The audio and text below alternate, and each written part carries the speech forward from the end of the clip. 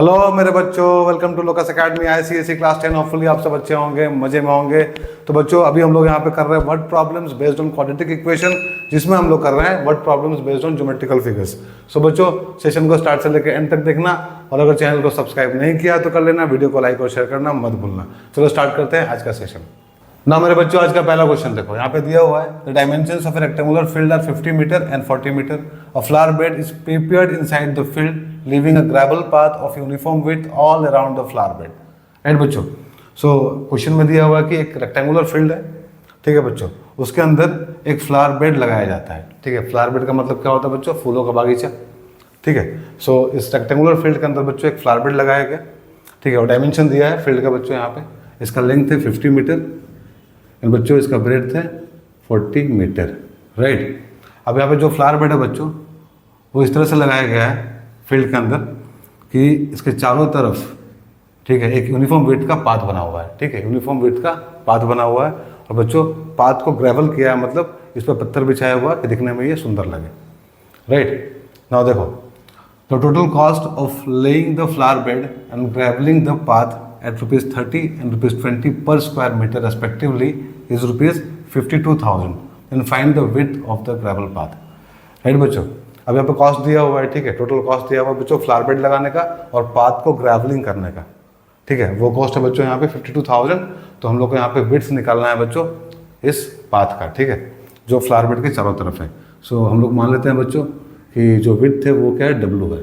ठीक है, चारों तरफ से बच्चों बराबर है ये W चारों तरफ से है। ठीक है, सो बच्चों विड्थ को हम लोग मान लें W। अब बच्चों यहाँ पे डायमेंशन तो फील्ड का दिया हुआ है, बट फ्लावर बेड के बारे में कुछ नहीं बताया है। तो हम लोग मान लेते हैं कि फ्लावर बेड का जो बच्चों लेंथ है वो है X, बच्चों जो इसका ब्रेड्थ है फ्लावर बेड का वो है Y। ठीक है, ये हम लोग एज्यूम कर लिए। नाउ अब यहाँ पे लिखो कि let the length of flower bed, let the length of flower bed be X meter and breadth be Y meter, right बच्चों, and width of gravel path, width of gravel path is बच्चों W metre. ठीक है, तो जो assumption हम लोग किए थे बच्चों, जो हम लोग यहाँ पे माने थे लेंथ और ब्रेड्थ, वो हम लोग यहाँ पे लिख लिया। ठीक है, नाउ देखो, अब बच्चों कॉस्ट दिया हुआ है। ठीक है, तो यहाँ पे सबसे पहले, ठीक है, एरिया निकाल लेते हैं हम लोग फील्ड का। जो फील्ड दिया हुआ था हम लोग रेक्टेंगुलर फील्ड, उसका एरिया कितना हुआ देखो, यहाँ लिखो। नाउ एरिया ऑफ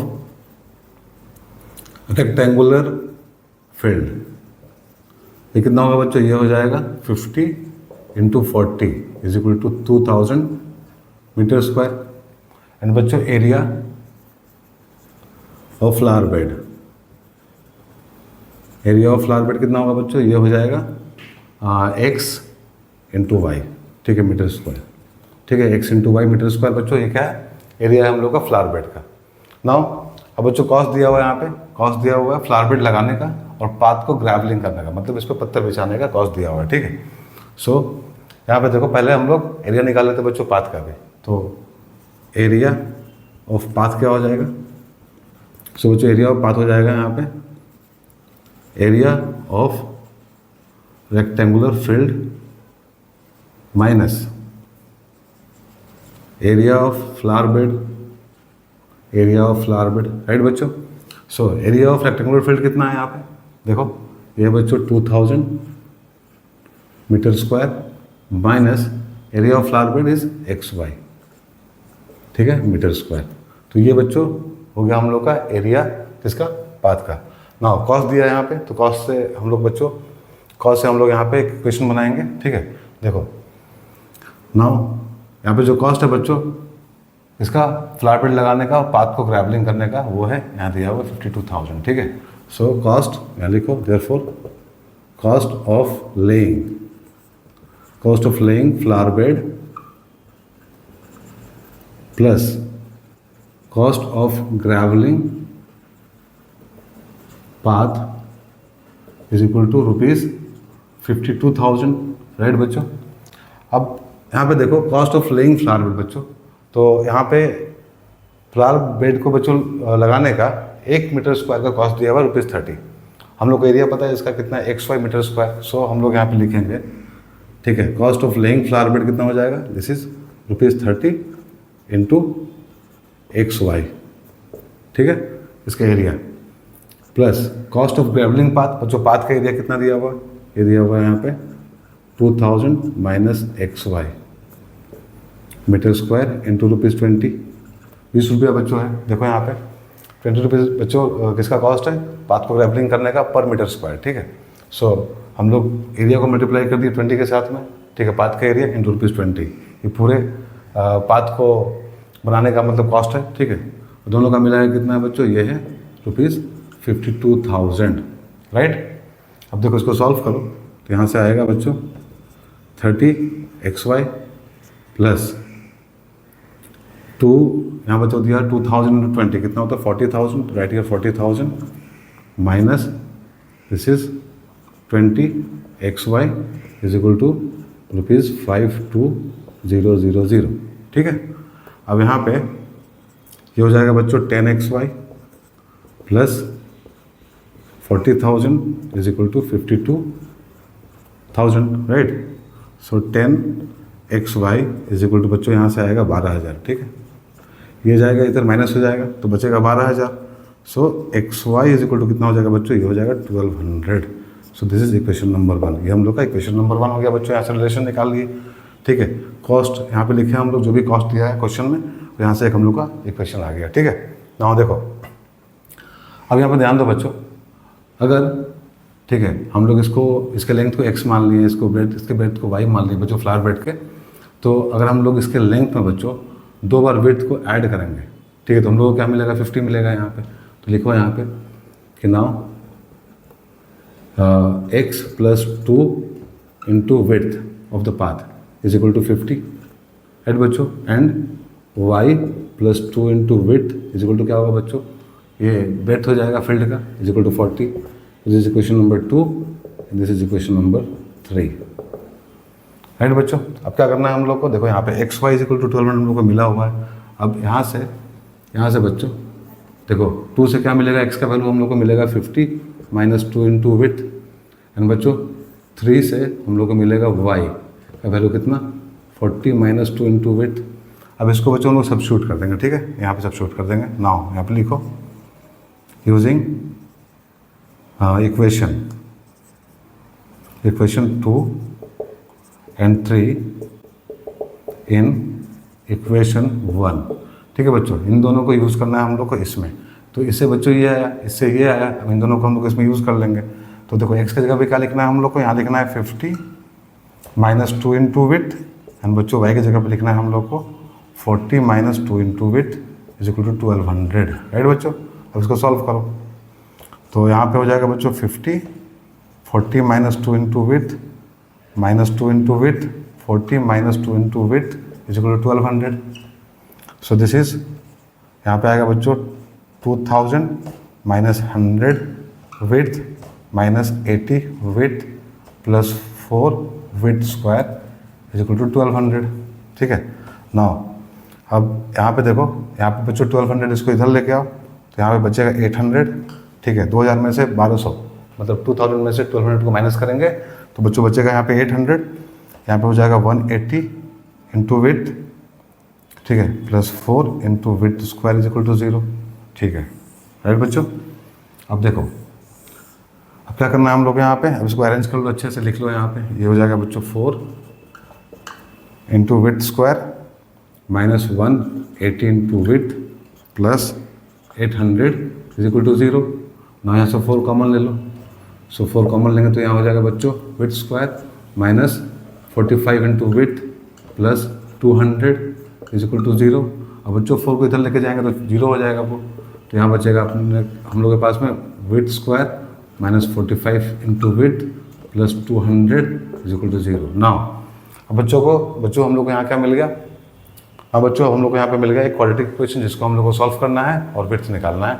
वही क्वेश्चन में भी पूछ रहा है find the width of the gravel path, ठीक है। नाउ यहाँ पे देखो 200 है और W स्क्वायर का जो कोफिशिएंट है बच्चों 1 है, क्योंकि W में क्वाड्रेटिक है ये, ठीक है। इसका कोफिशिएंट कितना है 1 है, सो इसका हम लोग फैक्टर निकालेंगे अगर बच्चों, अगर देखो 200 × 1 200 होता है, इसका फैक्टर निकाल लो 200 का, ठीक है। तो क्या हो जाएगा बच्चों, ये हो जाएगा 100, यहाँ होगा 50, यहाँ होगा 25, यहाँ होगा 5, ठीक है। तो क्या मिलने वाला है अपने को अल्टीमेटली, तो यहाँ पे मिलने वाला है बच्चों 40 और 5, ठीक है, 40 और 5 मिलेगा। सो W² - 40W - 5W + 200 = 0। So this is W - 40 - 5W - 40 = 0। सो ये हो जाएगा W - 5 एंड W - 40 = 0, ठीक है। सो W - 5 = 0 और W - 40 = 0। सो बच्चों यहाँ से विड्थ आएगा हम लोग का 5 और यहाँ से विड्थ आएगा हम लोग का 40, ठीक है बच्चों। W का 2 वैल्यू हम लोग को मिला, ठीक है। अब देखो इसको सब्स्टिट्यूट करो बच्चों, W का अगर 40 वैल्यू 40 में सब्स्टिट्यूट करते तो क्या मिलेगा हम लोग को, देखो x आ जाएगा बच्चों 50 - 2 × 40, दिस इज 50 - 80 = -30, जो कि पॉसिबल नहीं है। सो बच्चों इस वैल्यू को हम लोग को रिजेक्ट करना पड़ेगा और ये वैल्यू हम लोग को एक्सेप्ट करना पड़ेगा, W = 5। सो यहाँ पे हम लोग क्या बोल सकते हैं, therefore width of the gravel path = कितना हो जाएगा बच्चों, 5 metre. So this is the answer, right बच्चों। होपफुली आप लोग को समझ में आया होगा, ठीक है बच्चों। काम का यहाँ तक था केवल, ठीक है। यहाँ तक हम लोग का जो इक्वेशन फॉर्म कर लिए, 2 इक्वेशन ये वाला, 1 इक्वेशन ये वाला, ठीक है, फॉर्म कर लिए। बाकी तो कैलकुलेशन था, ठीक है। तो कैलकुलेशन पर ध्यान रखना है बच्चों, कैलकुलेशन पर ध्यान रखना, ठीक है। आराम से करना कैलकुलेशन, ठीक है, बिल्कुल हड़बड़ाहट में नहीं करना है, राइट। चलो बच्चों समझ में आया होगा होपफुली आप लोगों को। हम लोग करते हैं क्वेश्चन नंबर 2। ना मेरे बच्चों क्वेश्चन नंबर 2 देखो, यहाँ पे दिया हुआ है the area is paved with square tiles of a certain size and the number required is 128। If the tiles had been 2 cm smaller each way, 200 tiles would have been needed to pave the same area. Find the size of the larger tiles, right बच्चों। So एक area दिया हुआ है हम लोग को, जिसको हम लोग को पेव करना है बच्चों कुछ स्क्वायर टाइल्स है, राइट। तो बच्चों ये हम लोग का स्क्वायर टाइल है, ठीक है, ये हम लोग का स्क्वायर टाइल है, एक स्क्वायर टाइल है बच्चों, ठीक है। इस तरह का हम लोग को 128 टाइल्स चाहिए होगा उस एरिया को पेव करने के लिए, राइट। इस तरह का बच्चों 128 टाइल्स चाहिए होगा हम लोग को, स्क्वायर टाइल्स चाहिए होगा उस एरिया को पेव करने के लिए, ठीक है। अब बच्चों यहाँ दिया हुआ सर्टेन साइज, तो साइज के बारे में कुछ बताया नहीं है, तो हम लोग यहाँ मान लेंगे कि इस टाइल का जो साइज है बच्चों वो क्या है, x है, क्योंकि स्क्वायर टाइल है। तो बच्चों ये अगर x होगा तो ये भी x होगा, ये भी x होगा और ये भी x होगा, राइट। फिर दिया है बच्चों if the tiles had been 2 cm smaller each way, 200 tiles would have been needed to pave the same area, ठीक है। सेम एरिया है बच्चों, यहाँ दिया हुआ सेम एरिया, ठीक है। नाउ अब बच्चों इस टाइल को अगर हम लोग 2 cm छोटा कर दें चारों तरफ से, ठीक है, मतलब इसके साइज को अगर हम लोग 2 cm रिड्यूस कर दें, कम कर दें, तो बच्चों ये x - 2 होगा, तो ये भी x - 2 होगा, ये भी x - 2 होगा और बच्चों ये भी x - 2 होगा। और इस तरह का बच्चों हम लोग को 200 टाइल्स चाहिए होगा उस एरिया को पेव करने के लिए। अगर ये टाइल यूज़ कर रहे हैं बच्चों तो 128, ये टाइल यूज़ कर रहे हैं तो 200। इसके साइज बच्चों कितना है, इसका साइज है x, इसका है x - 2 एक साइड का, राइट। ना देखो यहाँ पे, अब बच्चों यहाँ पे लिखेंगे हम लोग let the size of larger tile be x, ठीक है बच्चों। ये लार्जर टाइल है क्योंकि देखो 2 cm छोटा किया गया ना इसको, इसके साइज को, तो ये स्मॉलर हो गया, ये लार्जर हो गया। अब बच्चों हम लोग को यहाँ पे क्या निकालना है, size of the larger tile. So हम लोग को x का वैल्यू निकालना है simply.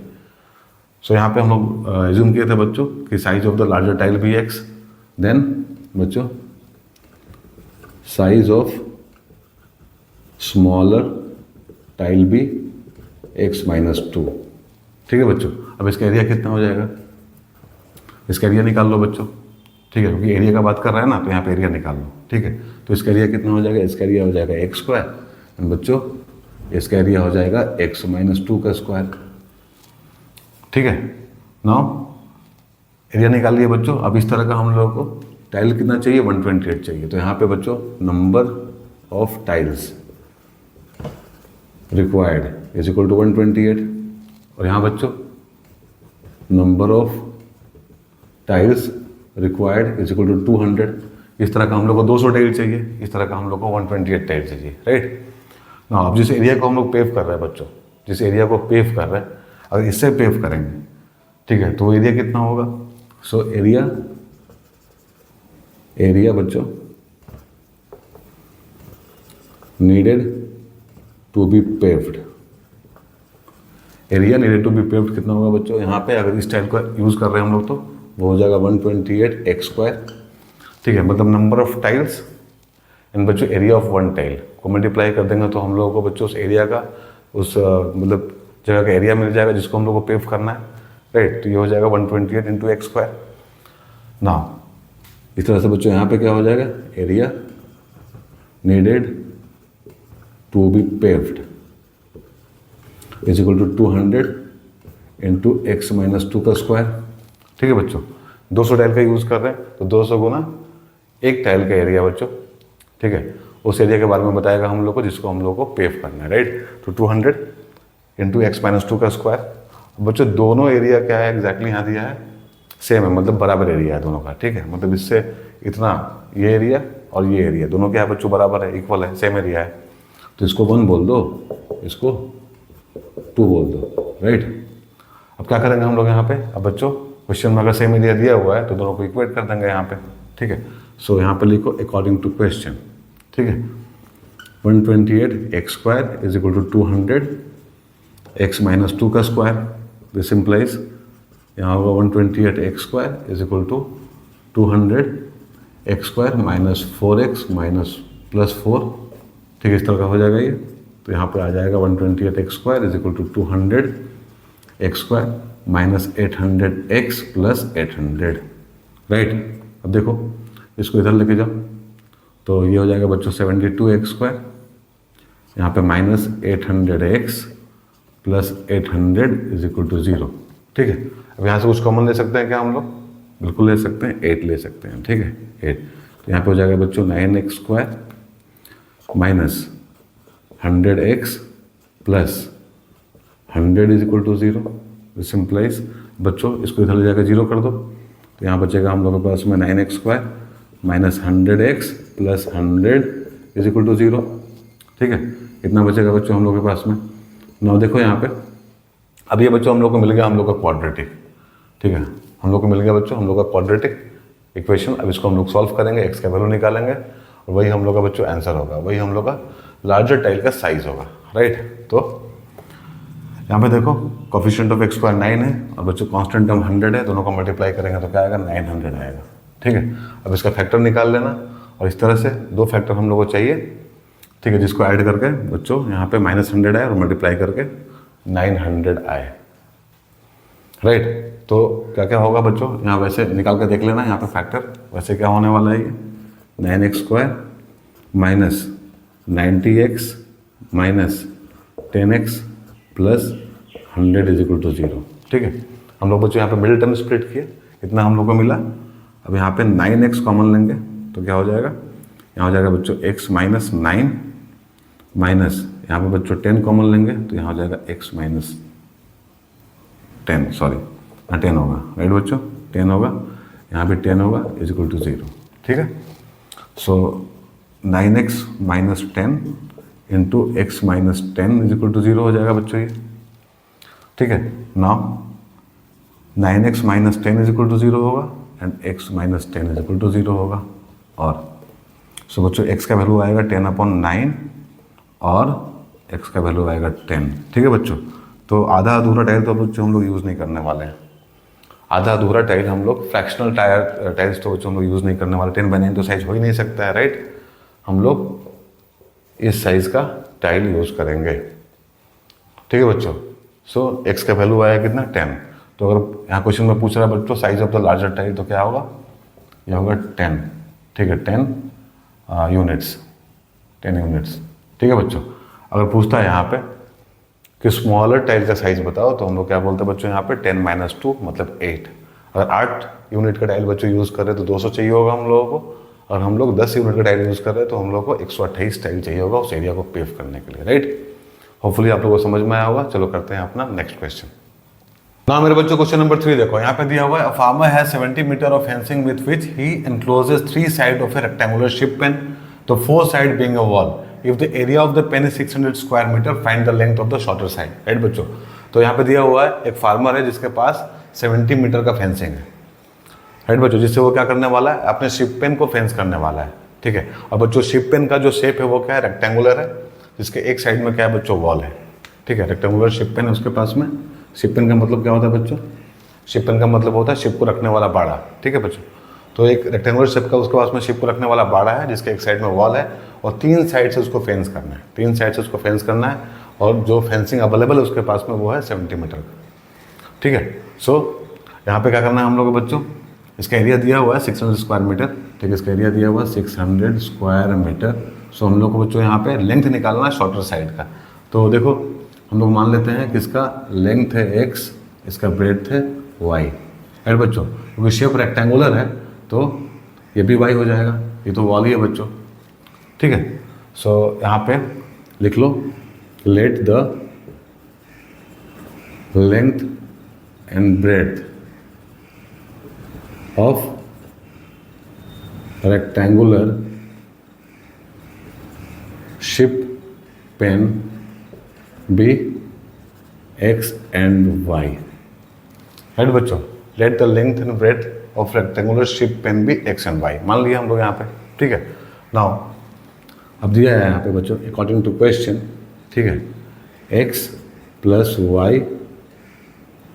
Y is equal to 70, ठीक है। देखो ना यहाँ पे 70 मीटर का फेंस है उसके पास में, फेंसिंग है उसके पास में, इसको फेंस करना है 3 साइड को, एक साइड में तो वॉल ही है, वॉल को तो फेंस करेगा नहीं, तो हम लोग क्या करेंगे बच्चों, 3 साइड को ऐड कर लेंगे और इक्वेट कर देंगे 70 से, ठीक है। क्योंकि 70 मीटर का बच्चों फेंसिंग है उसके पास में, राइट।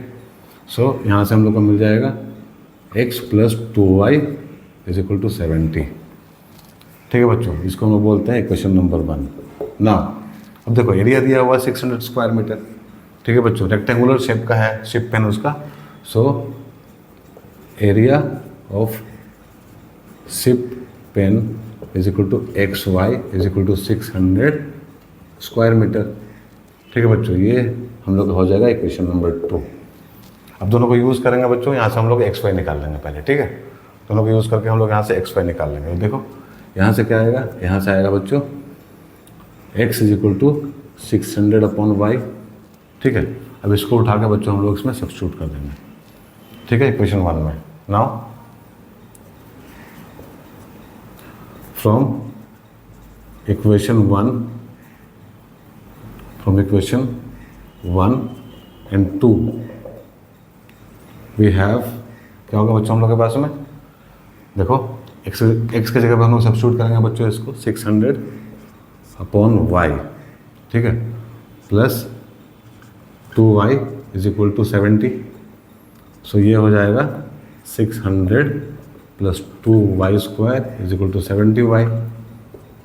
तो बच्चों 2y square minus 70y plus 600 is equal to 0।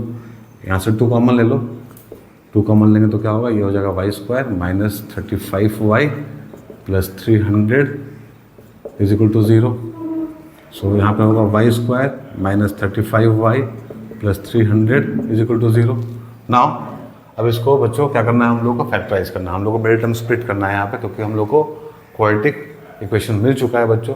Solve करके y का वैल्यू निकालेंगे, x भी मिल जाएगा, फिर वहाँ से हम लोग अपना आंसर निकाल सकते हैं, ठीक है। तो देखो y स्क्वायर का जो कोफिशिएंट है बच्चों कितना है, 1 है, कांस्टेंट टर्म कितना है, 300 है।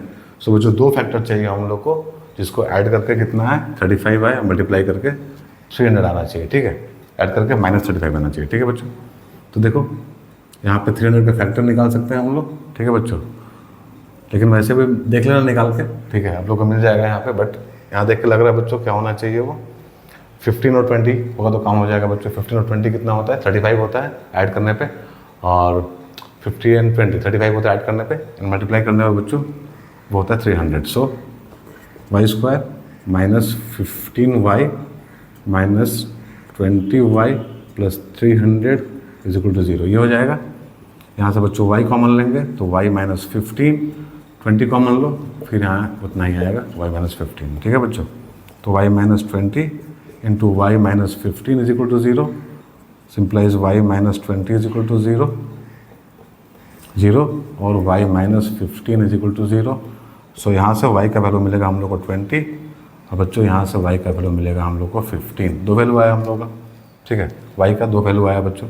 सो when y is equal to 20, ठीक है बच्चों, when y is equal to 20, so from 2, ठीक है, x क्या हो जाएगा, x हो जाएगा बच्चों 600/20, तो यहाँ से 30 मिलेगा x का वैल्यू हम लोग को, ठीक है। Now when y is equal to 15 from 2, x is equal to 600/15 is equal to कितना हो जाएगा बच्चों, 40 हो जाएगा, ठीक है। सो जब बच्चों y का वैल्यू 20 होगा तो x का वैल्यू 30 होगा, जब y का वैल्यू 15 होगा तो x का वैल्यू 40 होगा, दोनों केस में, ठीक है बच्चों। शॉर्टर साइड क्या है हम लोग का, या फिर तो हम लोग का शॉर्टर साइड बच्चों 20 होगा या फिर तो 15 होगा, ठीक है। अगर शॉर्टर साइड बच्चों हम लोग का 20 होगा तो लॉन्गर 30 होगा, अगर शॉर्टर साइड हम लोग का 15 होगा तो लॉन्गर साइड हम लोग का 40 होगा, राइट। समझ में आया? तो आंसर हम लोग का यहाँ पे आएगा, एक बच्चों 20 आएगा, दूसरा 15 आएगा, राइट। होपफुली आप लोगों को समझ में आ गया होगा क्वेश्चन, ठीक है ना। चलो हम लोग मूव करते हैं क्वेश्चन नंबर 4 पे।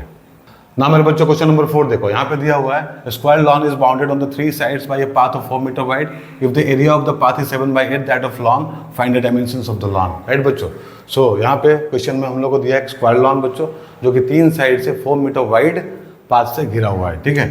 तो बच्चों जो पाथ है उसका विड्थ है 4 मीटर, ठीक है बच्चों, इधर 4 होगा, इधर भी 4 होगा और इधर भी 4 होगा, 4 मीटर, राइट बच्चों। और बच्चों यहाँ पे हम लोग मान लेते हैं कि जो हम लोग का स्क्वायर लॉन है उसका जो साइड है वो x मीटर है, ठीक है बच्चों, x मीटर है। सो ये भी x हो जाएगा, ये भी x हो जाएगा और ये भी x हो जाएगा, ठीक है। तो यहाँ पे लिखो कि let the side of square lawn be x metre, ठीक है बच्चों। सो एरिया क्या हो जाएगा स्क्वायर लॉन का, वो लिख लो, therefore area of square lawn is equal to x square हो जाएगा, ठीक है बच्चों। अगर साइड इसका x है तो एरिया कितना हो जाएगा, x स्क्वायर हो जाएगा, ठीक है। अब बच्चों इसमें अगर हम लोग पाथ को मिलाएंगे, ठीक है, पाथ को ऐड करेंगे इसके साइड में बच्चों, स्क्वायर लॉन के साइड में, तो ये शेप कौन सा बन जाएगा, फिर रेक्टेंगल बन जाएगा। तो देखो बच्चों इस रेक्टेंगुलर शेप का जो लेंथ है वो कितना होगा, ये x + 4 + 4, तो बच्चों ये x + 8 हो जाएगा, राइट।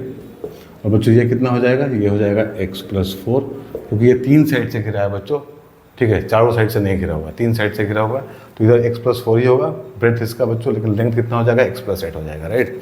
सो नाउ यहाँ पे लिखो एरिया ऑफ रेक्टेंगल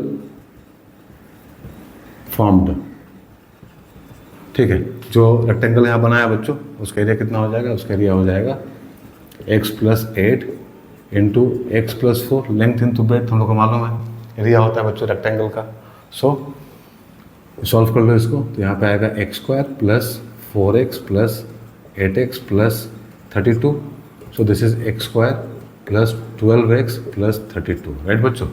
सो ये इस रेक्टेंगल का हम लोग को मिल गया एरिया, ठीक है। नाउ अब यहाँ पे लिखो एरिया ऑफ पाथ, ठीक है, एरिया ऑफ पाथ निकालो, दिया है बच्चों यहाँ पे 7/8 दैट ऑफ लॉन, लॉन का एरिया का 7/8 है, ठीक है बच्चों, पाथ का एरिया। सो हम लोग इसको ऐसे भी लिख सकते हैं, area of path is equal to area of rectangle minus area of square, ठीक है बच्चों। सो ये दिया है बच्चों हम लोग को 7/8 ऑफ एरिया ऑफ लॉन, मतलब x², राइट बच्चों। यहाँ पे क्या हो जाएगा, निकाल लिए हम लोग रेक्टेंगल का एरिया कितना है, x² + 12x + 32 minus area of square lawn is x², right, x², yes. तो ये दोनों कैंसिल हो गया। सो यहाँ पे हो जाएगा बच्चों 7x² इज इक्वल टू 8 को उधर लेके जाओ तो यहाँ हो जाएगा 12, 8 × 96x + 32 × 8 कितना होगा बच्चों, ये हो जाएगा 256, राइट। तो यह है, अब थोड़ा इसको अरेंज करके लिख लो, तो ये हो जाएगा 7x² - 96x - 256 is equal to 0। अब ये बच्चों हम लोग को मिल गया हम लोग का क्वाड्रेटिक इक्वेशन, इसको सॉल्व करना है और x का वैल्यू निकालना है, ठीक है। सो देखो अब क्या करना है बच्चों, हम लोगों को यहाँ पे इसको फैक्टराइज करना है मिडिल टर्म स्प्लिट करके। सो हम लोग को यहाँ पे मल्टीप्लाई करना पड़ेगा कोफिशिएंट ऑफ x² को, कांस्टेंट टर्म को, तो यहाँ पे -256, मतलब 256 लिख लो यहाँ पे, इंटू 7 कितना होता है, ये होता है 7 6 से 42, 2 कैरी 4, 39, 9 कैरी 3, बच्चों 14 3 70, 1792 आया। ठीक है बच्चों, तो 1792 से हम लोग को दो फैक्टर चाहिए, जिसको ऐड करके या बच्चों सब्ट्रैक्ट करके कुछ भी करके 96 मिल जाए हम लोगों को, और मल्टीप्लाई करके मिल जाए -256। ठीक है, तो क्या क्या होगा देख लो यहाँ पे, पहले फैक्टर निकाल लो इसका। तो यहाँ हो जाएगा 2, 2 8 जा 16, 2 9 जा 18 एंड 896, तो 2 यहाँ हो जाएगा 4, यहाँ पे हो जाएगा बच्चों 48, तो 2 2 2 4 2 1 1 2। ठीक है बच्चों, तो यहाँ पे देखो 112 112 आया, यहाँ पे 16, तो 112 और 16 कितना होता है बच्चों, वो तो 1792 ही आएगा मल्टीप्लाई करके, लेकिन सब्ट्रैक्ट करके बच्चों हम लोग को यहाँ मिल जाएगा 96। ठीक है, तो इन दोनों को यूज़ कर लेंगे हम लोग। देखो यहाँ पे 7x² माइनस यहाँ पे क्या हो जाएगा, यहाँ पे हो जाएगा 112x plus 16x minus 256 is equal to 0। देखो यहाँ पे -96 है बच्चों, तो जो नंबर बड़ा वाला है उसके सामने हम लोग माइनस लगाएंगे, छोटे वाले के सामने प्लस लगाएंगे। ठीक है, सो यहाँ पे 7 कॉमन लो, 7x, यहाँ हो जाएगा x, और यहाँ हो जाएगा बच्चों कितना, यहाँ हो जाएगा 7 6 16 हो जाएगा। राइट बच्चों, यहाँ पे plus 16 x minus 16 is equal to 0। So this is 7x plus 16 into x minus 16 is equal to 0। This implies 7x plus 16 is equal to 0 और x minus 16 is equal to 0। ठीक है बच्चों, so x is equal to क्या आएगा यहाँ से, -16/7 और x is equal to 16। ठीक है बच्चों, तो ये नेगेटिव है, इसको रिजेक्ट कर दो, ये पॉजिटिव है बच्चों, इसको एक्सेप्ट कर लो। ठीक है, सो यहाँ क्या पूछ रहा है find the dimensions of the lawn. बच्चों स्क्वायर है, ठीक है, इसमें सारा साइड जो होगा इक्वल ही होगा, therefore side of the lawn is 16 metre है। राइट बच्चों, ये हम लोग का आंसर होगा। ठीक है बच्चों, सो एक बार इसको देखना पूरा फैक्टराइज करके। ठीक है, एक्चुअली हम लोग रोज़ करते हैं, हमेशा करते हैं, तो बच्चों ध्यान में रहता है। ठीक है, आप लोग करो इसको। ठीक है, जैसे जैसे प्रैक्टिस करेंगे आप लोग कभी ध्यान में आएगा ये। ठीक है, तो चलो ये हो गया हम लोग का क्वेश्चन नंबर 4। अब करते हैं बच्चों क्वेश्चन नंबर 5। ना मेरे बच्चों क्वेश्चन नंबर 5 देखो, यहाँ पे दिया हुआ है the area of the big rectangular room is 300 metre square. If the length were decrease by 5 metre and breadth increase by 5 metre then area would be unaltered, find the length of the room. Right बच्चों, so question में दिया हुआ है कि एक big rectangular room है, मतलब एक बड़ा सा रेक्टेंगुलर रूम है जिसका एरिया है 300 मीटर स्क्वायर। ना बच्चों, अगर हम लोग लेंथ को डिक्रीज कर दे 5 मीटर से और ब्रेथ को 5 मीटर से इंक्रीज कर दे, तो उस रूम का एरिया चेंज नहीं होगा, अनऑल्टर्ड रहेगा। तो हम लोग को यहाँ पे क्या निकालना है बच्चों, लेंथ निकालना है रूम का। ठीक है, सो सबसे पहले यहाँ पे मान लो कि let the length and breadth of original room be x metre and y metre respectively. ठीक है बच्चों, रिस्पेक्टिवली। ठीक है, अब क्या करेंगे हम लोग बच्चों, अब इसका एरिया निकाल लेंगे। Now therefore area of the original room is equal to x into y हो जाएगा, क्योंकि बच्चों रेक्टेंगुलर शेप का रूम है और लेंथ x है, y है ब्रेथ उसका, तो एरिया कितना हो जाएगा, x इंटू वाई हो जाएगा। दिस इज इक्वल टू 300, ये क्वेश्चन में दिया हुआ है। ठीक है, सो यहाँ से हम लिख सकते हैं बच्चों y is equal to 300/x। ठीक है, इसको 1 मान लेते हैं। ठीक है बच्चों, इसको 1 मान लो।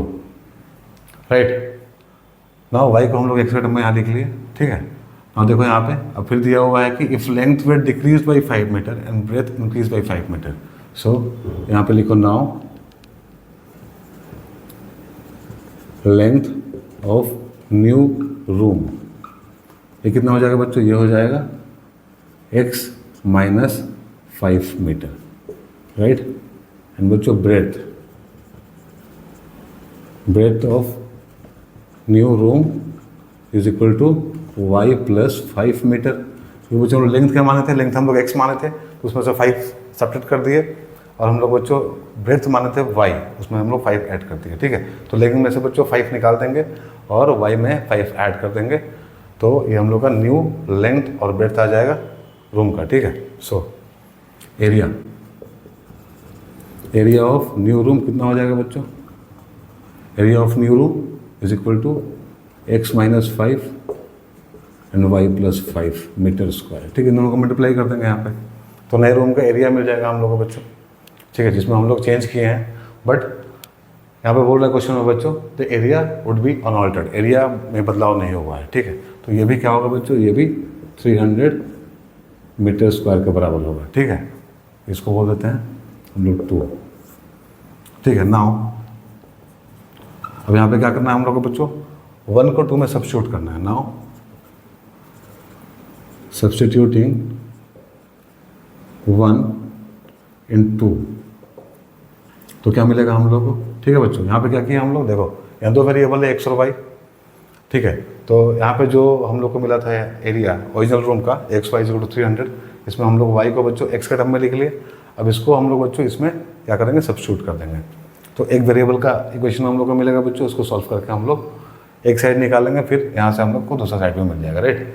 तो देखो सब्स्टिट्यूट करेंगे तो क्या होगा यहाँ पे हो जाएगा, क्योंकि x minus 5 into y plus 5 is equal to 300 है बच्चों, ठीक है। तो y के जगह पे सब्स्टिट्यूट करना है हम लोग को 300 माइनस बाई एक्स, तो यहाँ हो जाएगा x माइनस 5, y के जगह पे सब्स्टिट्यूट कर दो 300 upon x plus 5 is equal to 300, ठीक है। अब इसको हम लोग को सॉल्व करना है। नाउ x माइनस 5, सो बच्चों यहाँ हो जाएगा 300 plus 5x upon x is equal to 300, so this is x minus 5 300 plus 5x is equal to 300x, right बच्चों। देखो ये दोनों मल्टीप्लिकेशन में है, तो x यहाँ चला जाएगा, ठीक है। यहाँ बच्चों इसे मल्टीप्लाई मत करना, ठीक है, ऐसे मल्टीप्लाई नहीं करना है क्योंकि यहाँ मल्टीप्लिकेशन है दोनों के बीच में, ठीक है। सो x इधर जाएगा, ऐसा हो जाएगा। फिर इसको हम लोग को अब सॉल्व करना है, ठीक है। देखो तो ये हो जाएगा x 300 plus 5x minus 5 300 plus 5x is equal to 300x। ना बच्चों 300x plus 5x square minus 1500 minus 25x is equal to 300x, इतना आया। अब यहाँ से बच्चों 300x और 300x कैंसिल हो जाएगा और यहाँ बचेगा 5x square minus 25x minus 1500 is equal to 0। ना यहाँ से 5 कॉमन ले लो तो यहाँ होगा x square minus 5x minus 300 is equal to 0। 5 को उधर लेके जाओ 0 हो जाएगा। सो यहाँ पे हम लोग को मिल जाएगा बच्चों एक quadratic equation x square minus 5x minus 300 is equal to 0, ठीक है बच्चों। अब यहाँ से 2 फैक्टर हम लोग को चाहिए क्योंकि हम लोग को बच्चों मिडिल टर्म स्प्लिट करना है।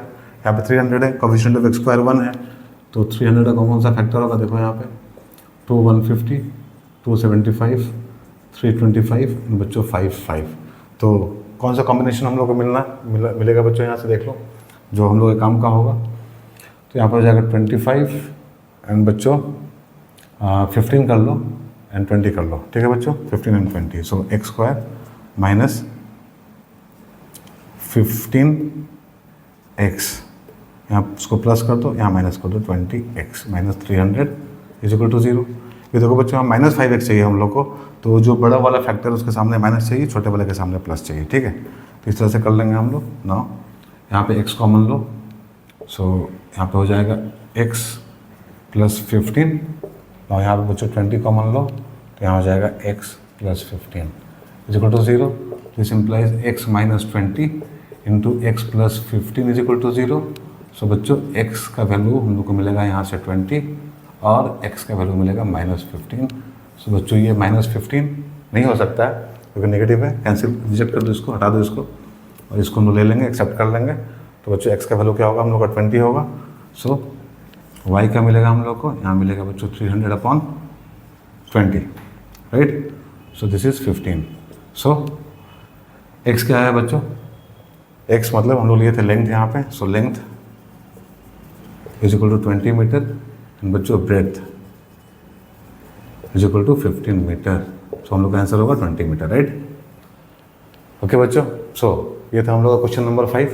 अब बच्चों जो हम लोग अभी टाइप कर रहे थे, ठीक है, वर्ड प्रॉब्लम में ज्योमेट्रिकल फिगर्स पे क्वेश्चन कर रहे थे बच्चों, ठीक है।